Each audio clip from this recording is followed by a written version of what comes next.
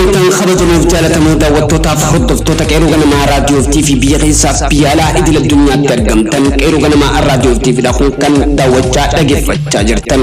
Kabajamuuf jaalatamoo daawwattootaaf dhaggeeffattoota keenya gamaaf gamanatti sanii hordofaa turtan oduu teenya guyyaa guyyaan isin biraan gaa turre arraas qabannee isiniif dhiyaannee jirra. Hamma xumura oduu keenyaatti qeerroo ganamaa raadiyoo fi TV dhaan nu faana turti gaarii kan oduu kana isin faana turu an obsaa Ridwaanin isinis nu faana turti gaarii.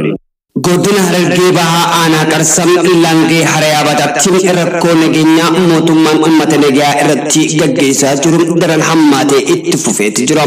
Harayaa Bataatti guyyaa arraantanaa qeerroo dargaggeessa Abdul Karim Ahmad Jaamoo irratti milishaan tarkaanfii fudhachuudhaan lubbuu isaa dhabuu dandeetti jira. Guyyaa arraantanaa Abdul Karim Ahmad ganamoorraa sa'aatii 12 yeroo inni subii wayita eeruu isaatti bobbaa jiru milishaan dhukaasaa itti banuudhaan battalumatti lubbuun isaa akka dabrem qeerroon achirraa yaada isaanuuf erges nuuf addeesseeti jira. Sababaan milishaan kun dargaggeessa kana lubbuu isaa itti baasuu dandeef wanni ifatee tokkollee jiraachuu baatus haalli nageenyaa naannoo Oromiyaa keessatti hammaachaa deemuu fi akkasumas Harargee keessatti guyyaan gara guyyaatti qeerroo fi qarree hidhuuf dararuun akkasumatti illee reebichi guyyaan gara guyyaatti irratti gaggeeffamaa jiraachuu irratti sababa ta'achuunis dubbatamaati jira.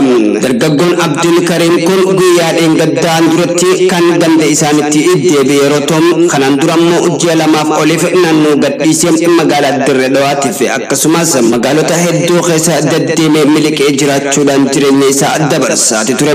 Kunis ammoo erga taateen kun isa mudate rakkoo nageenyaa naannoo Yaabataatti mudate kan wal qabate jechuunis jiraataan achirraa yaada isaa nuuf qoodes dubbachaati jira.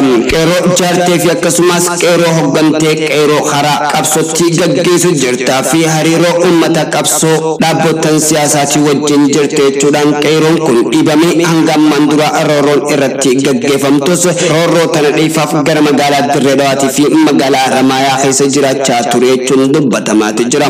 Guyyaa dheengaddaan dura karaa isaanitti deebi'ee haalli nageenyaa lafa qabatee jiraachuudhaan abdii ta'uudhaan achitti deebi'aa osoo jiru guyyaa arraantanaa ammoo eerutti osoo bobbaa jiru milishaan dhukaasa itti banuudhaan Abdul Karim lubbuu isaa dhabuu dandeechuudhaan namni gabaasa kanaas nu erges addeesseeti jira. Rakkoon nageenyaa Oromiyaa keessatti guyyaan gara guyyaatti baha Oromiyaatti rakkoo nageenyaa uummata qunnamaa jirtuun hammaattee itti fufteeti jirti. Ajjechaa caalaa ammas hidhaaf reebichi hammaatee akkuma itti fufetti jiraachuun dubbatamaati jira. Paartiin biyya bulchaa jiru humna waraanaa bobbaasuudhaan akkasumas hanga milishaatti namoota nagaa fi uummata nagaa irratti rakkoo uumaa jiranii akkasumatti illee rakkoon isaan daranaa uummata irratti uumaa jiran qabeenya uummataa sababa raayyaa ittisa biyyaatiif qabeenya walitti qabuu fi akkasumas gargaarsaa walitti qabu jechuudhaan kan nama dararan ta'ee jira jechuunis gabaasa isaan nuuf ergan irraa hubachuun danda'ameeti jira. Bu'aan qormaata naannoo kutaa 8ffaa kan naannoo Oromiyaadhaa beekamu biiroon barnootaa naannoo Oromiyaa guyyaa arraantanaa ifa taasise. Qormaatni sadaasaa 30 hanga muddee 2tti bara 2013tti guutummaa naannoo Oromiyaatti kennamee ture bu'aa isaa guyyaa arraantanaa biiroon barnoota Oromiyaa beeksiseeti jira. Waraqaan deebii kallattii Oromiyaa hunda irraa manneen barnootaa 8,000 ol irraa keessattuu aanaa fi godinatti hanga biiroo bulchiinsa naannoo Oromiyaatti walitti qabame torbaan sadii keessatti halkanii fi guyyaa shiftii sadiin biiroo keessa bulee hojjetame arraantanaa bu'aan isaa addaan beekameeti jira. Barattoonni qormaata fudhatan 400 fi 46 fi 900 fi 7 keessa barattoonni 400 fi 17 fi 400 fi 11 yookaan dhibbeentaa 93.4 dabraniiti jiran jechuun biiroon barnoota Oromiyaa ifa taasise. Barattoonni 29 fi 96 yookaan dhibbeentaa 10 keessaa tuqaa jaham qofuun isaanii manaajimentiin biiroo barnoota Oromiyaa murteesseeti jira. Bu'aan qormaataa kun waajjiraalee barnootaa godinaalee 21 fi waajjiraalee barnoota bulchiinsa magaalotaa 19 Oromiyaa fi karaa hooggantoota teelegiraamiin ergamu biirichi beeksiseeti jira. Waajjiraaleen kun bu'aa qormaata kana gara aanaa isaanitti dabarsuudhaan aanaalee ammoo haardi koppii isaa manneen barnoota isaanii arraantanaa kaasanii inni beeysan jechuunis dubbatamaati jira. Torbaan torbaan dhufu keessa barnoota kutaa sagalaffaa kan eegalu yeroo ta'u ragaan biiroon barnoota Oromiyaattis argame guyyaa rantanaa fuula Facebook isaaniitii fi miidiyaa biyyattiirraa maxxanfamee jiruun hubachuun danda'ameeti jira. Barattoonni bara dabree koronaa vaayirasii fi akkasumatti illee rakkoo naannoo Oromiyaa keessatti uumameen barnoonni addaan citee ture garuu qormaanni fudhachuun hin oolamne. Qormaanni fudhame guyyaa rantanaa immoo firiin barattoota akka ifa taateen biiroon barnoota Oromiyaa ifa taasiseeti jira. Suudaan marii biyyoota sadeenii irraa hafuudhaan komii dhageessifteeti jirti. Mariin dhimma hidhaa Abbaay irratti baatii tokko oliif addaan citee ture dilbata yookaan guyyaa alhadaa walgahii gama Masiriitiin taasifameen jalqabameeti ture. Guyyaa lammadaa irratti ammoo garuu Suudaan hin argamne jechuudhaan Itoophiyaa yeroo beeksiftu Suudaan ammoo komii dhiyeessiteeti jirti. Ministeera bishaanii fi jallisii fi anniisaa Witfa Kaleessaa ibsa baaseen marii ministeerota bishaanii biyyoota sadeenii jidduutti adeemsifamuuf turan irraa Suudaan hafuun isii hin milkoofne jechuudhaanis himamaati jira. Marii ogeessota gamtaa Afrikaa filatee fi taajabdoonni irrattis argaman kan Itoophiyaatu walitti qabe jechuunis komatamaati jira. Gama biraatiin Suudaan akkaataa hidha Abbayaa bishaan guutamuuf hojii itti aanu irratti walgahii Wixata Kaleessaa amajjii 5 komii akka qabdu tajaajila oduu Suudaan sunnaan ministeera jallisii fi bishaanii biyyattii eruudhaan gabaaseeti jira.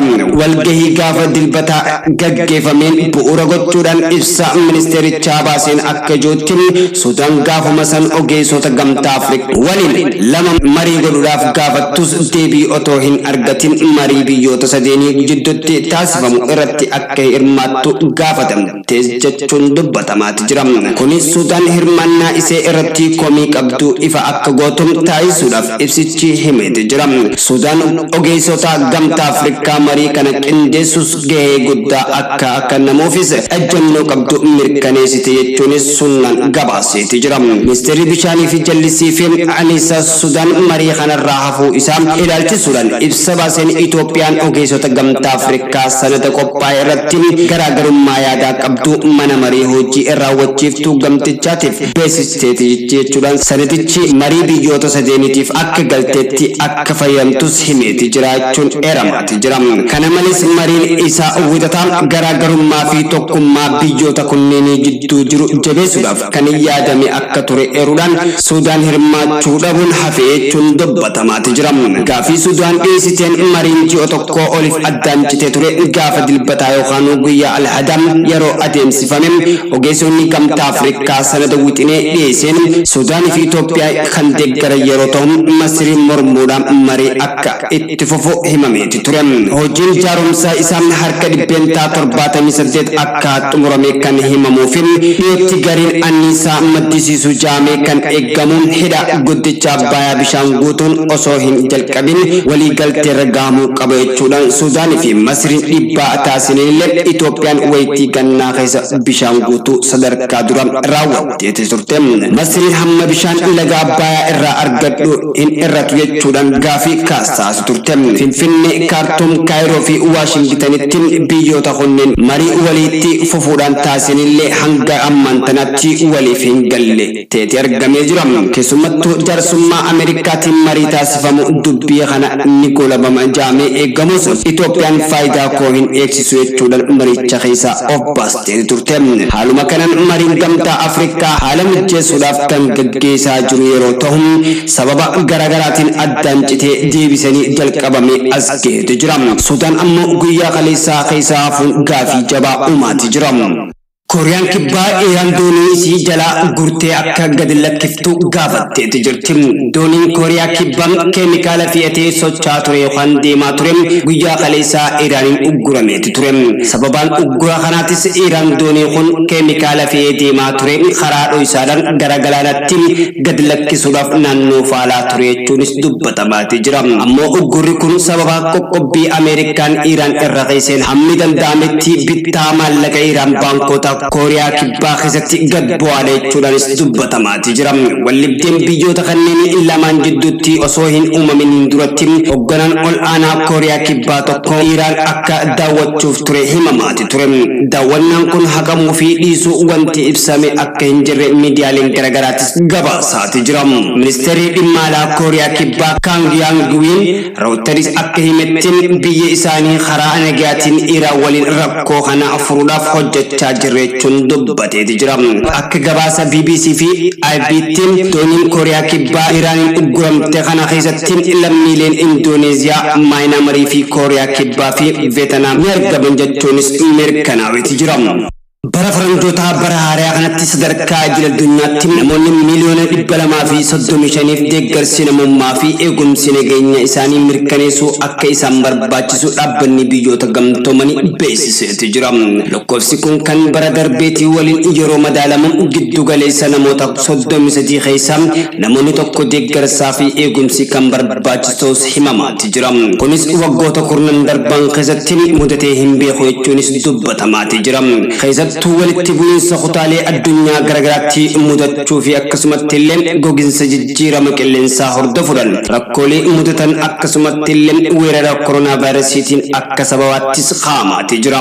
Rakkoo kana furuudhaafis sochiin deeggarsaa dargaggoota jiddu galeessaa kan godhate yeroo ta'u, rakkoo kana furuudhaafis sochiin deeggarsaa dargaggootaaf giddu galeessaa kan godhate.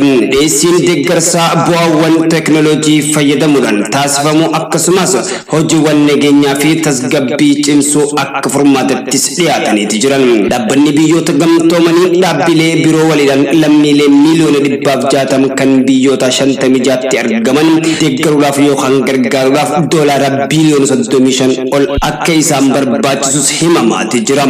Tole kabajamoo jaalatamoo daawwattootaaf dhaggeeffattoota hordoftoota qeeroo ganamaa raadiyoo TV oduuleen teenya tana arraantana isiniif qabanne biyya keessaa biyya alaa olmaa addunyaan tana arraantana isiniif qabanne kana fakkaata. Amma oduu biraatti wal agarroo kan nagaa walitti dhaammannu taam oduu arraatiin kan isin faana ture an obsaa Ridwaanii isinis bakka jirtanitti olma gaarii yookaan bultii gaarii isinin jennam nagaan nuuf turam.